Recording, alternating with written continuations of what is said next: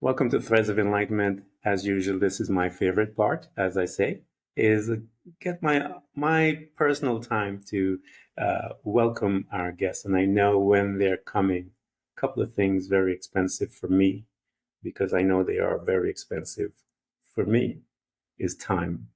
That time, man, I had to learn about the value of my time. 24 hours is given to every man and woman on this planet. And truly, how we use that time, how we respect time, will reflect much about how our lives are. The other is the journey. The journey has some information that made us who we are today.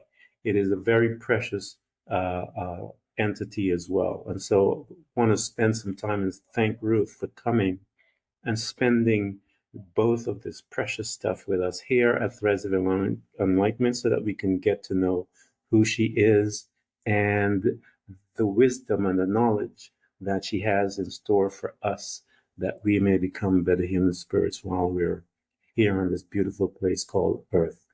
Ruth, welcome to Threads of Enlightenment. It is an honor. It is. It has totally been an honor. Tell the folks how you serve. That is the pinnacle of life on this earth once we've gone through our journey. What is it do you serve mankind and how?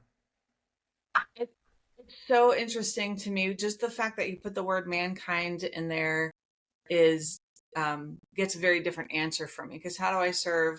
Well, I'm a trauma therapist. It's what I do. But when you say how do you serve mankind, it brings out a bigger philosophy in me because there are a lot of things that you can do on this planet that are really good. There's social activism, taking care of poor people, taking care of sick people, just all the ways that we can try to serve mankind. Yeah, And I believe that anytime somebody is not able to serve mankind, it's because they're stuck in their own junk. Their yeah, pain is too big for them to see what they're supposed to do. And if I can heal people, those people can go out and do good things. They can have better families. They can be more kind to their children, to their coworkers, to their employees, to their bosses, to whoever. And so I serve by healing people on a individual basis. yeah. I love that. That's what we do. We serve, and mankind. It's bigger than just as you said, helping in any way to serve mankind. It's a bigger uh, vision that we are brought here to fulfill than just the title that we have. And I love your title, if you will, the uh, the venue by which you're identified.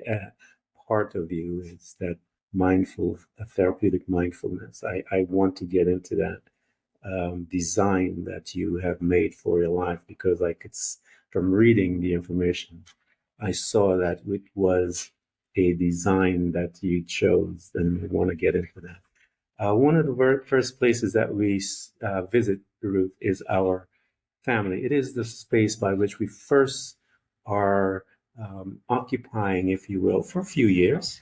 We're there with mom and dad and siblings and so forth, and all the other outskirts of family members. And we are learning from there. Introduce us to your family. What was it like as a young girl within that unit? Um, it's funny because in general, the number one thing that I probably felt was alone, Hmm. actually. So I'll introduce you to my family. My parents, they're good people. They're definitely good people. My father is the first person I got to see very actively living a principle centered life. And you talked about our programming in the beginning. When I was a child, I saw and heard more judgmental or bigoted attitudes. But because he was somebody that always was trying to get close to God, always growing, always questioning, and always trying to live based on principles, he grew. And I saw him continue to grow every year he was alive. And that was a beautiful thing. No. But my mother, also a very good human being, but she was very depressed. She was struggling. They had kids young. And you know, now as an adult, I can see when you have kids young, you're just figuring stuff out and suddenly you're in charge of other lives. Oh my gosh. Yeah. So she moves across the world. She doesn't figure things out. She's got some trauma. She is depressed. My father is working and they're trying to raise 6 kids. At one point he has 3 jobs. Wow. Um, and I was the fourth, so it wasn't big major like the big traumas that we think of, but there was just kind of a perpetual I'm on my own. Yeah. And that was a big thing. There's positives and negatives to being on my own. The positives, for whatever reason, I happen to be um self-reliant, smart. I don't have a problem not fitting in exactly. I can be quite likable, but I do my own thing as Yeah. well. So I just, I created a life for myself, and I was very, very determined. And I don't Mhm. know where that came from. That's just a trait. So I was determined, and I made my own way. And then once I was out of my family and out of college and on my own, pretty quickly my mind turned towards self-improvement and growing what's inside. Those just seem to be natural things that happen. I have a lot of siblings. They are not close. I don't know what's going on there. I'm close to my mother nowadays. My father has passed, but I mentioned to her, I think we have a hermit gene in our family, and she Mhm. just laughed. Like, I didn't Mhm. have to explain anything. So there's that aloneness. The positive was being self-reliant, but it was kind of a long road. It's been a long road as I learn about interdependence. I read that Yeah. Buddhist concept when I was very young, but being self-reliant also means there's nobody here for me, right? Yeah. But as a young adult, I had a few friends that became my family. And so there were already some building blocks in place. And uh the way I do relationships and community has evolved over time, because there's some aspects of that I've needed to heal as Yeah. well. Yeah. So that's kind of the short of it. My siblings are generally pretty troubled, Yeah. and as I mentioned to you, my if I tell the friends all the sordid details of my young life, they're like, "Why are you okay? How are you okay?" I don't know. I don't know. But there are some things that I got to appreciate more as a young woman. Yeah. For example, watching my father grow, watching him really live based on the principles that he believed, which meant rejecting things. Um, if there's anyone in my family that I'm most like, it's my father. By the way, my father was my first soulmate. Yeah. And he had been busy at times, but I always knew that we were close and we became very close as adults. And he was a nonconformist, Mhm. not an anti-conformist. He was a nonconformist. Yeah. So if there is a convention that comes in front of him, he chooses based on his internal compass whether he accepts or rejects it. It's not about conforming or rejecting conformity. It's about following him. And I Yeah. always saw that in him. And it got him in a lot of trouble working for the Mhm. government. He worked for intelligence his Yeah. whole life. Um, Got him in trouble at times because he just had no bones about speaking up. Yeah. Yeah. Um, and at other times, he was able to do really good things in the world. So that's kind of an overview of early years and what I got out of it. Some powerful lessons within that to be familiar with personal development because you're watching it in your dad, and you're seeing the progressions as you mentioned. You were saying that each year he was growing, and so that's a wonderful um, audience to be watching, someone that you hold precious and seeing that personal development is possible. It happens when So one when I was begins to go to that journey. So, yeah, it's powerful stuff he gave you as well as the stuff that you had internally of being as individual and an observer watching, learning, uh, internal strength, all of those abilities I know for sure is valuable stuff that you will rely on as you move through your life and your journey as an individual. So here you are, this girl, and you mentioned about college. Why did you, when you were going towards college in that direction, why did you pick the field that you chose as you're moving forward in your life? Actually, I dropped out of college. But you picked it first. What was it that drew you there and why? Um, I went to college because I thought that I needed to go to college to be able to independently support myself, and that was extremely important. Hmm. And while I was in college and I thought that I needed to go to a fancy school, which was racking up a huge amount of debt, and going to a liberal arts school, I didn't see any, like, looking at the career paths and the options. I didn't see how I was going to support myself, and the debt Yeah. was racking up. So I dropped out. At the time, there was no such thing as a degree for information technology. Mm. So, but someone told me you can study for 6 months and take these Microsoft tests and become an IT person and make a living.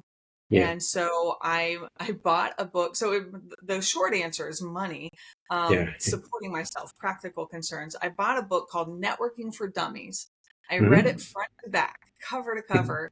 I found I liked knowing about technology. And so I took the tests, or I took the classes. I borrowed money from my grandfather and did some medical guinea pig things to get some money to pay Yeah. for these classes. I became a Microsoft certified systems engineer, and I started my career in IT, which I Yeah. stayed in for 17 years. Wow. Now, during that time, so was able to take care of myself, I proceeded to have an existential crisis for many years. This is cool, but what does it, it doesn't mean as much to me. What's going to mean something to me? Where am I going to get purpose in life? I would have Yeah. long conversations with my dad again and again, just brainstorming everything, and it got nowhere for years. I'm Yeah. trying to figure out what meant something to me. And when I was 26, it struck me what meant something to me. I knew I wanted to be a therapist. And Hmm. then I remembered that I knew I wanted to be a therapist in sixth grade. Wow. But when I became a teenager, I'm like, be close to people's uncomfortable feelings? Not. That's not going to happen. Let me tell you what's not on my to-do list. I was just like, no way. So I actually had to grow and be more comfortable with emotions Yeah. before I could remember that I knew. And That's fascinating. once I remembered, I haven't, there's not been a single moment of hesitation. I had to go back for a bachelor's and then a master's Yeah. before I could do it. Yeah. I think most kids get a glimpse of what it is that they are to be or to become. People are always asking me. That's one of my favorite sayings. Anyway, someone will always ask me, "So, what are you doing?" And I would tell them I'm becoming. Um, but I believe that kids, because they are so at peace and they are not corrupted by evil thoughts, programming, if you will. And so they have a little more clarity. That's why they are able to tap into spiritual things because they're much more open than us that will say things like, that's not real.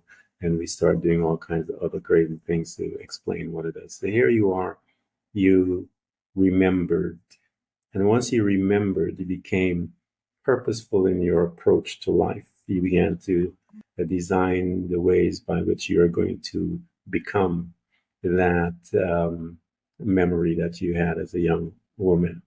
As you're taking this journey, Ruth, and once you remembered and you began your journey, what began to happen to you, to Ruth, as she is awakened to that memory, but she has the pursuit of it.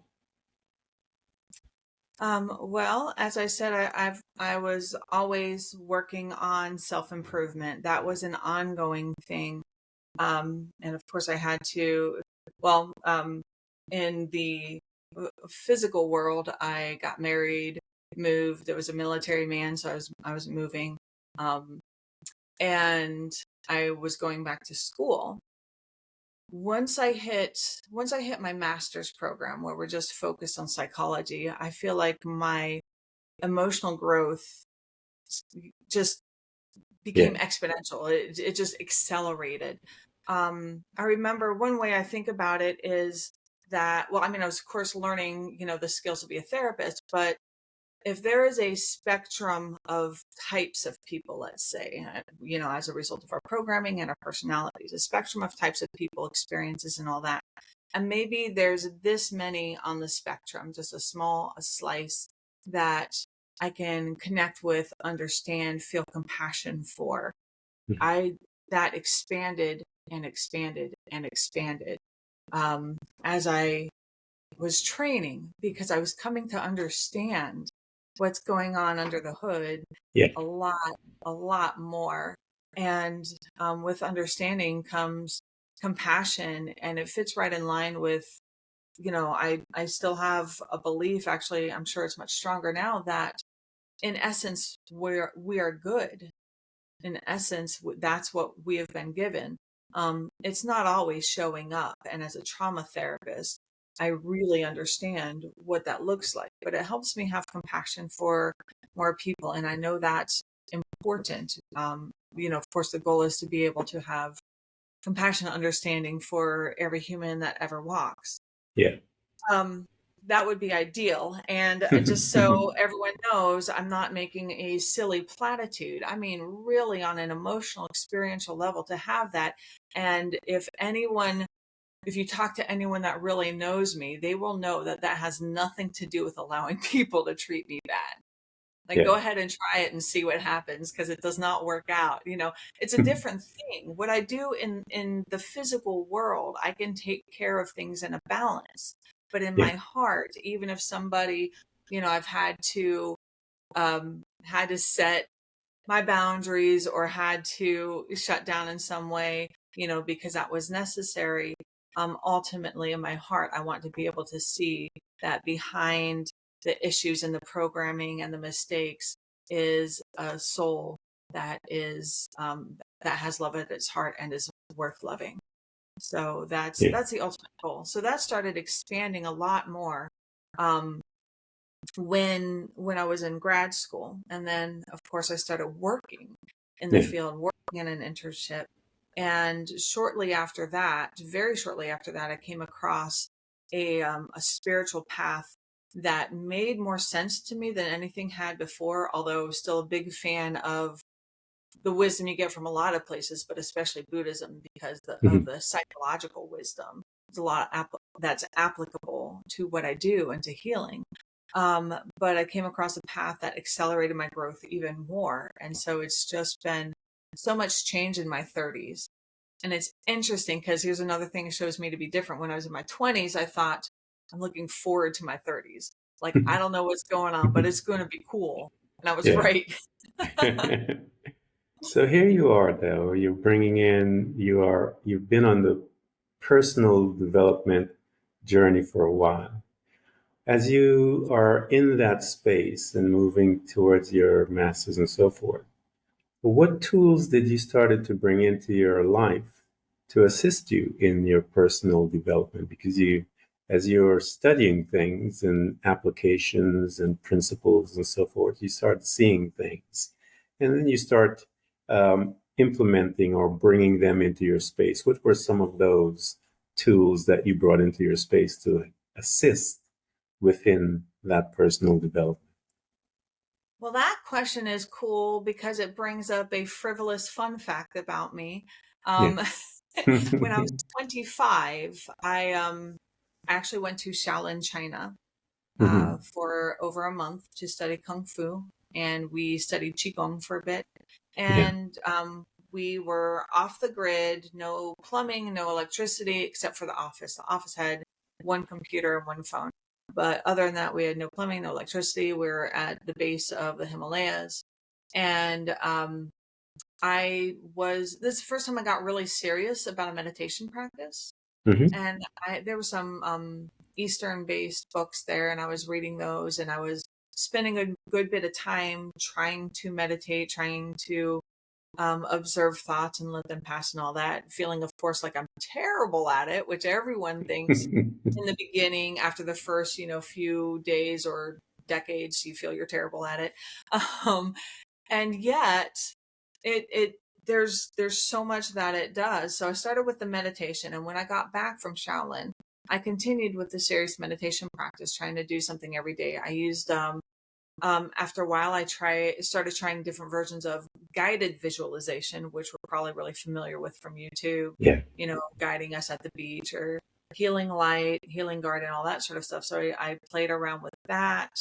Um, and it's funny because after I came back, I could still say I had struggles with what I thought good meditation should be. And yet, sometime after that, I got my first insight that I had always had. So I had a breakup after I came back. And with the breakup, I had this insight that said, wait a minute, I knew in the beginning the feeling around how this would end. And Yeah. then I looked back in my life and I said, wait a minute, I've always known. Every relationship I've always known. And that was the first time where I thought, I need to listen Yeah. to what I know. I need to listen to that guidance, that divine guidance, or however you believe. I need to listen to that because it's right. It's always It's been right. always right. And that has taken my life in directions. I think I needed that understanding before I could have opened up to, wait, I know I'm supposed to be a therapist. Yeah. Yeah. It's always right, Ruth. That inner voice. When I investigated my life uh, after what 100 million traumas and all the different things, and I remember I sat down one day as it became my custom to sit down and look in the past and kind of meditate on it. And I saw that in every instant that I ever diverted from that inner voice was when I got myself into trouble. And I remembered Yes. that. And Yes. it is it is there when you recognize that, and as you did, Ruth, it is, for me, it was liberation because I knew it was real because I saw every single time that I did not listen, it cost. And so I started to, it guided me. And so I would use that to always guide my decision making, my progressions, if you will. And it protected me from much pain because I knew that if I had not listened to that voice, who is actually me, I would be in trouble. And I just didn't like the pain after a certain while. I started growing up and realized I don't like that Right. pain. And so it became, um, yeah, it was beautiful when that happened. Oh man. It take My current partner gave a talk at our church, Yeah. and the title to his talk was, Don't Let Your Imagination Limit Your Blessings. Yes. When you follow that voice, it will take you places that you could not have Yes. orchestrated, could not have imagined. When I thought, oh wow, I'm going to be a therapist, or I should do IT, I can take care of myself. I didn't know I was going to write a book. I didn't know Yeah. I was going to have an idea that's different from a way a lot of people are doing things that they could use without me to heal. I didn't know this stuff. I didn't have designs to, I actually, that's not 100% true. I had a weird sense about writing a book, but Hmm. it was very vague. And so it kind of led me to play around with it. but I was never serious. And I didn't have any idea it was going to be a nonfiction book about healing. Yeah. That, news to me. You can't orchestrate um, the amazing experiences you can have if you just follow that still small voice. Yeah, you have to learn one of the hardest lessons that you will ever learn in your life. And it is the transition between the logic and the heart, making the transition to move to trust the heart over the logic. Because logic is telling you, yeah, but your heart is saying, trust me, I got this. And you have to learn to surrender. And that is one of the hardest lessons when you're walking in your personal development. That Yes. is one of those spaces I always tell people. We visit these spaces where we have to learn lessons and gain insights from them, surrendering, forgiveness, all of these different spaces that we visit. It People think it's a weakness to be vulnerable. It is one of the most powerful things you will ever do in your life. So here you are, you're moving through. You went to Shaolin and you sat amongst the monks for a little while and began to be introduced to meditation. Meditation, I tell people, is the ability to slow down one's thoughts, to allow to pick and begin to design. But you have to find what meditation means to you. And I tell people all the time, there's the classical Nice. form of meditation. There's meditation walking the beach, during the walk, meditation running. I interviewed a woman and she said she found herself meditating when she was vacuuming the house. I can see that where because you're in this uh,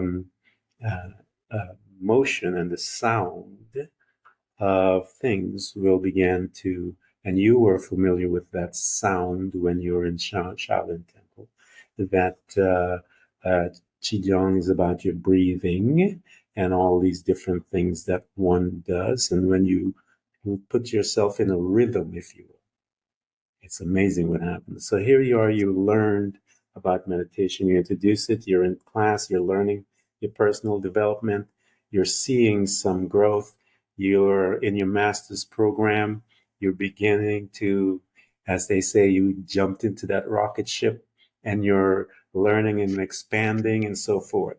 As you're doing all of this stuff and you're expanding, I still want to know what Ruth was thinking about while she was there, seeing all of this, experiencing all of this. What was that internal conversation, Ruth, that you were having with you, being in all of that? It's it's actually interesting. Um, I thought when I recognized that I was supposed to be a therapist, that it's because I have certain natural proclivities, certain skills, personality trait, whatever, that will better serve Mm-hmm. that way. I said it just fits. I'm going to bring something special to that field. Um, so the IT, that stuff was cool. I actually really enjoy that field. I miss a few things about that field, but to have purpose, I'm going to really use this to help people heal. And I'm going to school thinking all healing is spiritual growth, in my belief. Yeah, I believe that the purpose of humans on this earth is to learn. And what we're supposed to learn is how to love and be loved and to receive love. So we're supposed to learn to love and be loved. That's very fundamental, what I believe everything is for. yeah, And so we need to grow in that way and learn that. So there are things that I'm going to bring, and I'm like going to school thinking, okay, I'm going to have to keep it on the down low that I think all this is spiritual growth. But yeah, come to find out, um, the psychology fields have advanced. We understand that spirituality is an applicable part of therapy because it's part of the human. So I didn't have to hide that. That was just kind of a yeah. funny tidbit. Like, oh, cool, y'all are on board. I don't have to pretend. Okay, spiritual growth. Yeah, And then whether I say that out loud to a client depends on the client, where they're yeah. at. So I'm thinking I'm going to bring something to this. And then I begin working in the field. I'm thinking I'm Mm-hmm. here because I'm going to bring something to that. Yeah. And then I get in it and I'm like, whoa, this is challenging me on such an intense level. I started working in addictions Yeah. at a residence that was 24/7, people with a dual diagnosis of addiction and mental health. And I was always restless at every job. Even if I liked it, there was a restlessness that I couldn't shake. There was something about it, something that bothered me. And I Yeah. thought, it's if I find the right thing. It wasn't that I needed to find the right job. It's that this path that I was told to follow would challenge me and force me to grow Yeah. until I resolved some things and I found more contentment. Yeah.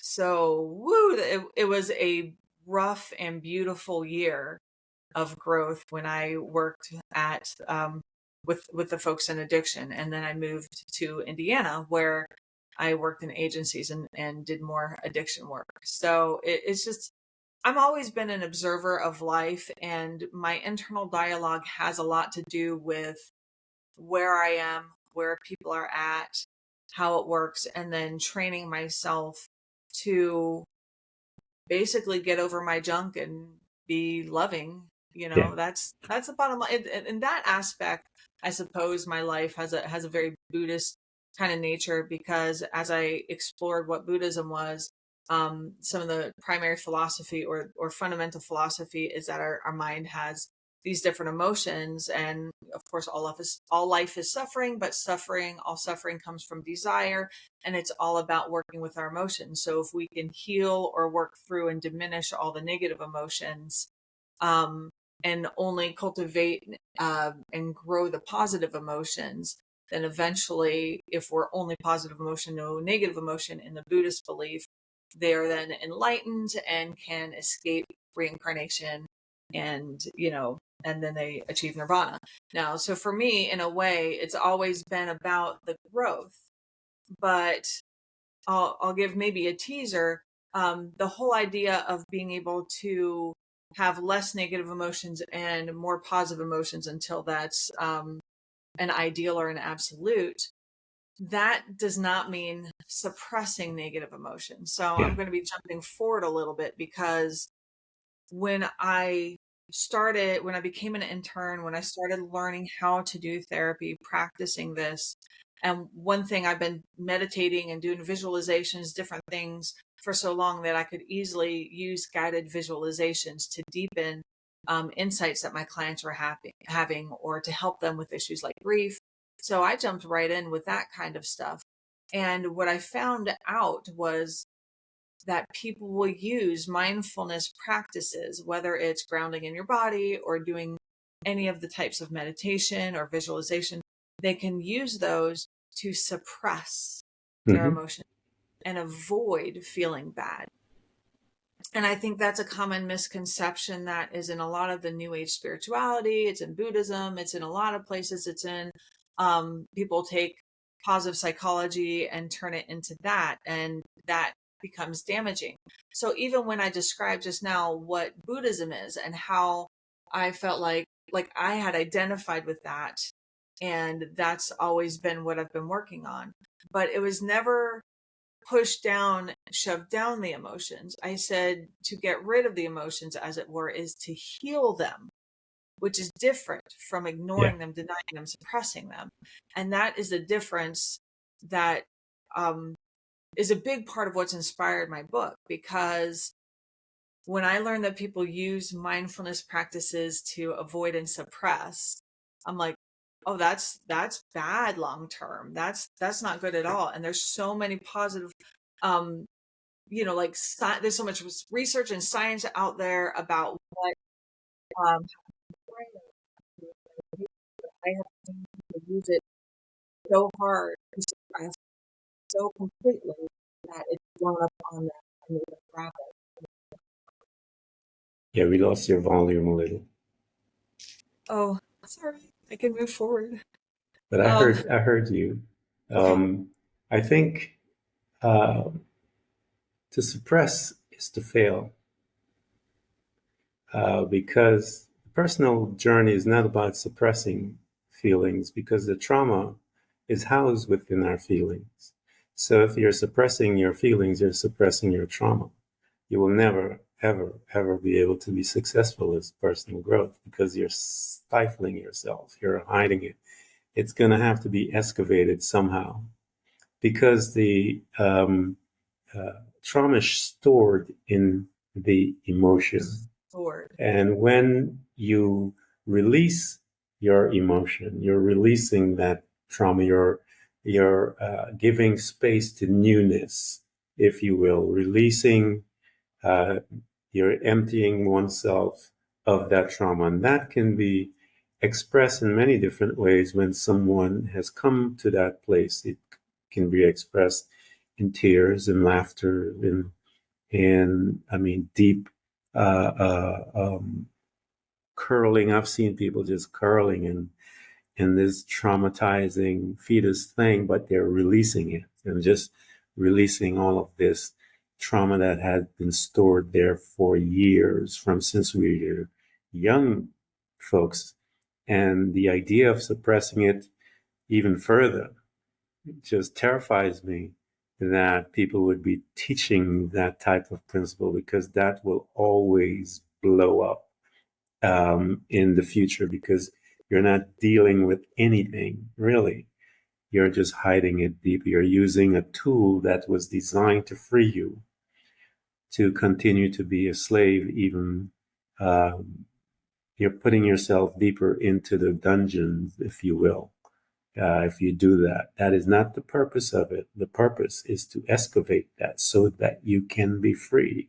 If you continue to suppress, you will never, ever be free, period. So here Yes. you are, you have learned and you are within the space of an observer. You're looking at the results, how people are interacting with the tools that are given them, because those are the stuff that we go through our journey to observe. Because what we are going to do, Ruth, is that we're going to take what we see and we're going to begin to formulate something that is us. And that is why we go through our journey, is to formulate something that is us. And it manifests in books, it manifests in podcasts, it manifests in coaching, it manifests all over the place. But we are taking this as we're going through this journey and we are just drinking it up and looking at things that does not fit with what we see and what we perceive that would be an easier way, if you will, to walk through the journey. But I believe that's why I believe there's three couple of billion people on the earth. I believe each and every one of us can go through our personal journey route and come out with it being different. And that's what I love life about is that it's so beautiful that 3+ billion people can go through and bring a different perspective out and where we can all in our inter dependent journey, we can share and grow as individual. Here you are, you're observer and you're noticing that it doesn't all fit with you. And I love the restlessness is a part of the growth because you haven't reached there yet, the zenith. You need not to be complacent. And I said to you before, complacency becomes an enemy of those that are on the journey of personal development. We don't know how to rest. And that's why that restlessness is there. It's our companion. So your companion is not allowing you to reside too long in your space and begins to cause you to look further out. As this restlessness is looking and you're seeing that the system is not needs some adjustment, how did you begin to make those adjustments, Ruth? And how did it begin to formulate? Well, it's interesting because I think there was just a lot of I had to develop, I had to gain my chops as a therapist and all Yeah. that. So I'm teaching people. they're doing some, like I might do some CBT, but every time something would land with someone, it's like there's some things that I instinctively knew, or maybe I knew because I'd already been meditating for well over a decade. Yeah. You know, it's weird because they aren't like insights that I got in the middle of a meditation. Is just overall wisdom or things that I got here and there listening to my guidance. I don't know how it all happened, but it's like it was handed to me. Yeah. So I'm teaching people and It's a I'm doing byproduct of our meditation, Ruth. yes, yes, I know. I'm telling you, it is. It's a byproduct. Absolutely. Absolutely. Well, I said that because I think people are like, well, I finished a meditation and I had no insight. It's opening up your receptors to Hmm. receive the Yeah. understanding when it's time. And Yeah. it doesn't have that same like, you know, I push a button and the sound comes out. Boom. Yeah. It's not like that. Yeah. It's a shift in you that allows you to hear and follow what you need to hear Yeah. and follow. So yes, it is sometimes direct, but a lot of times it's indirect. But I'll Yeah. tell you, I wouldn't go back and take it away. No, Yeah. not for anything. Ooh. So I would guide people in different ways of meditation. Visualizations is a lot of what I do, but sometimes Yeah. I'll help them with like a contemplation. Anyway, I do different types of things, and I saw that some people would use that to push stuff down, and they think they're getting over it or moving on. They don't understand. I use that word excavate too, about the Yeah. junk in our mind. We have to Yeah. excavate that. They're like, oh, I moved on because I haven't thought about it for a year. And then it blows up. Yep. Or if people push it down enough and like really remove it from their conscious mind but have never healed it, suddenly they're having panic attacks. They don't know why. Hmm. Rage attacks, nightmares, things Yep. like that. So yeah, you have to excavate, otherwise you're carrying it with you. And so I saw people that would do this like suppression. I'm like, well, that's not right. And so that's part of what I was just overall, I knew that we needed to move into our feelings. So I became an EMDR therapist, became EMDR trained, and then became certified. And I was working a lot more deeply on trauma stuff and gaining a lot more understanding. Yeah. And so my years getting my chops as a trauma therapist and my years even before that meditating, there was in 2018, it all kind of came together. And I started teaching this process of people just sitting in their body and going into their feelings Hmm. without the story, without the narrative, because the narrative feeds, the story feeds the negativity. Yeah. You know, that I'm going to analyze, I'm going to figure out why, I'm going to find the solution, and we have all this cognitive stuff going on. And one thing I've learned is that you cannot solve an emotional problem with a logical solution. Nope. Doesn't. So I get them out of the story into the body. And there's a whole method that I do this, and that's the therapeutic mindfulness we're talking about. And once I get them completely focused in their body, which you don't have to be a trained meditator to do this process. Yeah. There are people that have never tried any of this stuff that can do it the first time because of the method. But I get them focused in the feeling in their body. And then I bring them to a place of non judgment, because the fundamental definition of mindfulness in all its forms, mindfulness is focused, non-judgmental attention. Yeah.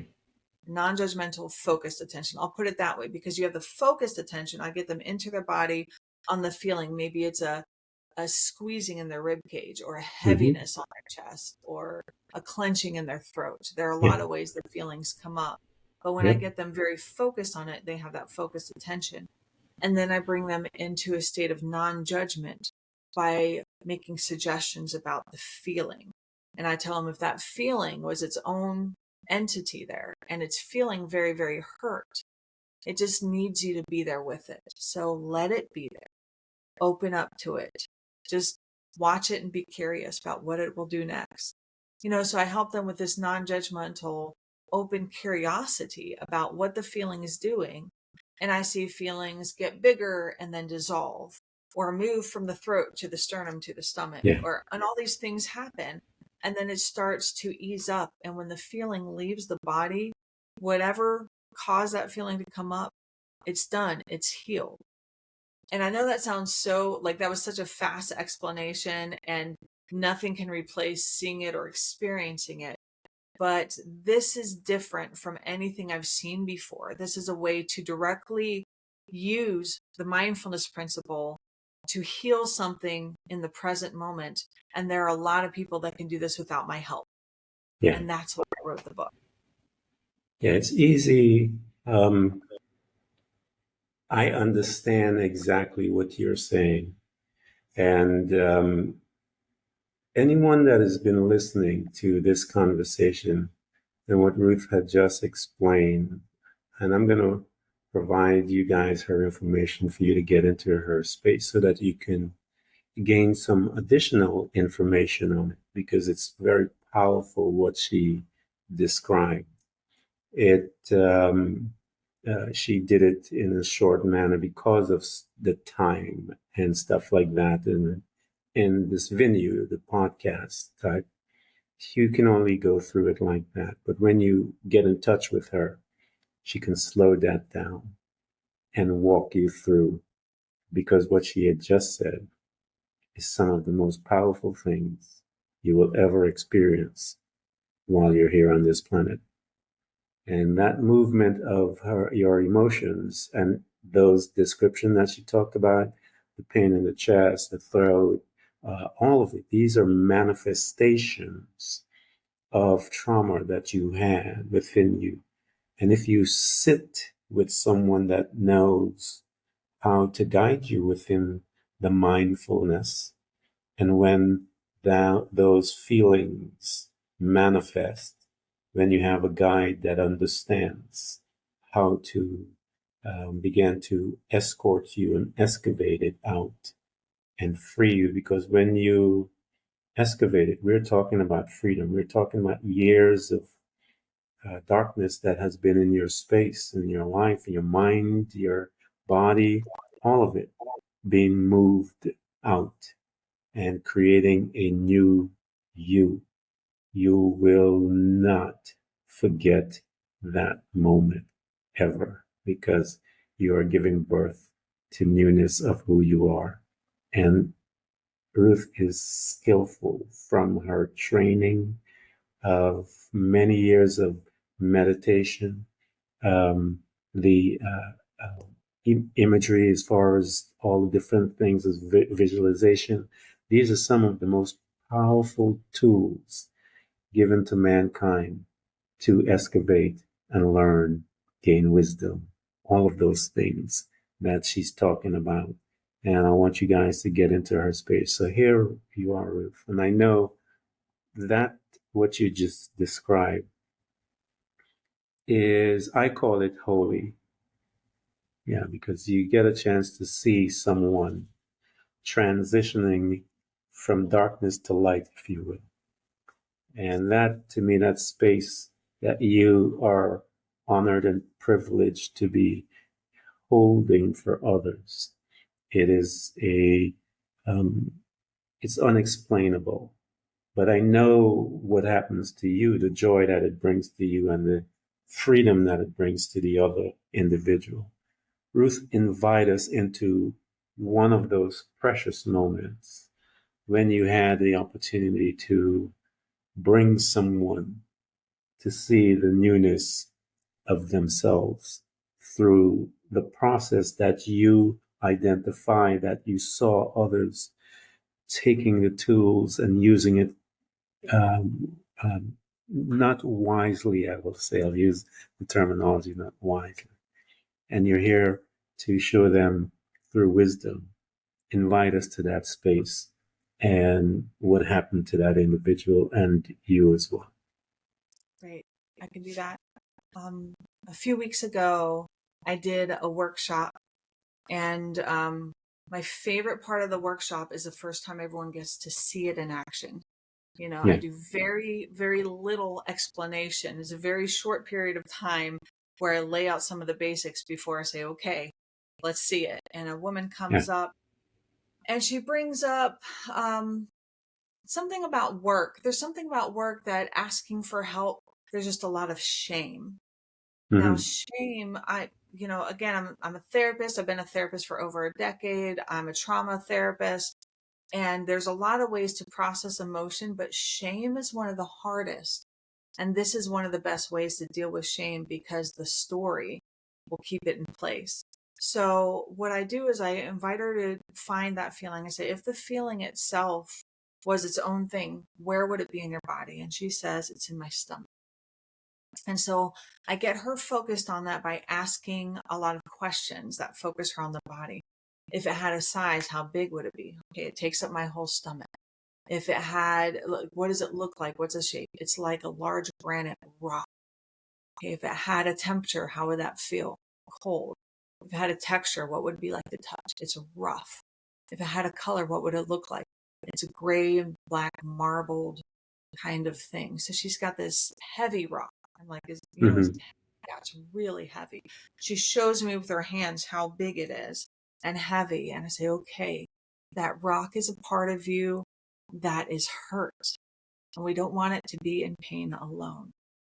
So be with it. Let Yeah. the rock be there. Open up to it.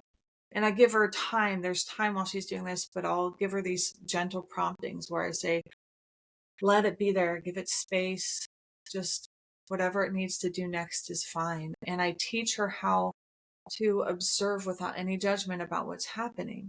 And when that happens, it's like we get out of our way and our subconscious mind knows how to heal, but it needs the feeling of shame needs acceptance to Hmm. heal.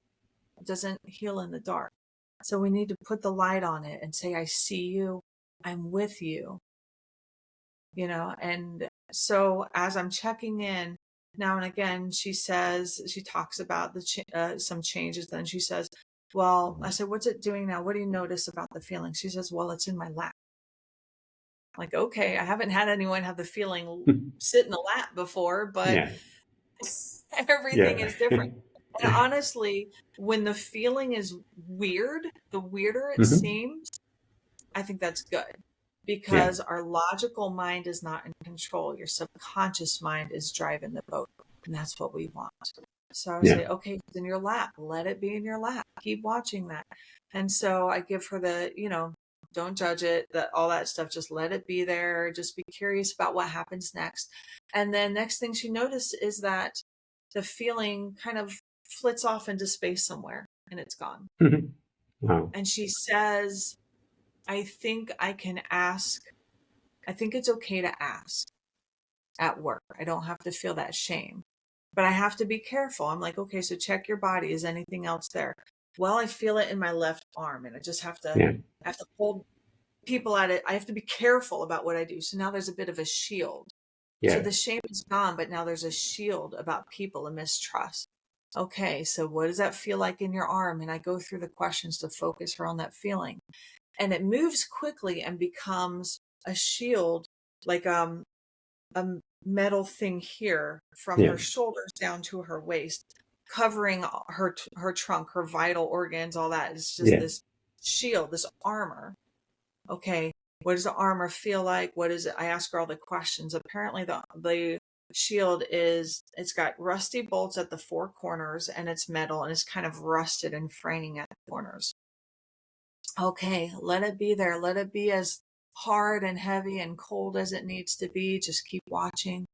And I invite her to be with her experience all the way. This feeling, when we do this, it is one of the kindest things we can ever do for ourselves because we're looking at something that normally we judge as bad. We have bad feelings, right? Yeah. And we don't like them. We take a piece of us that we normally judge, and we say, I'm with you. Yeah. We stop judging. We say, show me your full expression. And when that happens, it's as if the feeling was its own person, really, because it's like, oh my God, I'm finally being listened to. And the most common thing I hear from people when it starts to get better is relief. The Yeah. feeling is so relieved to be heard. And we need that on a deep level. So the shield gets smaller. and Yeah. smaller. The rust starts to curl up on the ends until there's like this one corner of it left. Mhm. And then the shield goes. And now she says, now there's a plastic porous shield. And that's there, but I can let some in and some out. And it's not as protected. And at that point, we wrapped up for that session and we had a discussion, but you could just see her Yeah. lighten as these layers of shame and fear and protection, just a layer at a time, kind of eased off. And then her confidence, she's like, it's okay for me to ask at work. I can do that. Yeah. And there's no shame involved. And I don't know, I'm not her therapist. I don't know the history of that. But watching her drop 2 full layers of it in front of a group was amazing. And you could see it in her face. You could see it in her step. She was lighter and it was beautiful. Freedom, Ruth. You describe freedom because think of what she was carrying. Look at the weight, the heavy rock, the weight of a shield. That's one of the Roman shields back in the day. They carried these big shields to protect their body. All of that dissipated, and freedom can be seen, and it manifests in this word we call joy. We see it, and you see it in the person's face, their demeanor. You see that even their frame stands a little taller. All of it, their words, their speaking change. Um, Yes. and you identified it, and you saw that she became more, um, you know, mentally and physically just alert. All of this begins to happen. Why? She became awake. Freedom stepped in. Now, when she looks at that situation in her life, because of how she handled it, the weight of it, the volume of the weight is plastic, you know. And so, guys, listeners, I always invite you to transition from becoming a listener to one who hears, because it's the hearer that takes action. And those that have been listening to us, I invite you honestly to become a hearer, because I have someone that has a skill set that is able to bring you into a space that she has developed, therapeutic mindfulness that will help you to excavate some of the weight that you're carrying. She gave us an example of how she was able to transition one lady in a few minutes of knowledge, wisdom, and understanding. You can only have that those are byproducts of one's journey. And you cannot get it from some of those coaches that have gone through a masterclass for 2 hours, that don't know anything about a journey. I have someone that has been through. And so I'm going to provide everything for you to have access to, Ruth, because I want you guys to experience what she just talked about. It is a holy experience, and it is available to you. All you have to do is have the desire and the will that you want to be free. Ruth, thank you so much for coming to Threads of Enlightenment. This has been an honor, and I am very excited as to what you're doing with your gift of therapeutic mindfulness, to have such a mind to direct your life from a memory that this young girl had. A 6-year-old child had a memory, and that memory brought you to therapeutic mindfulness. Powerful stuff. Thank you so much for coming. Thank you for having me.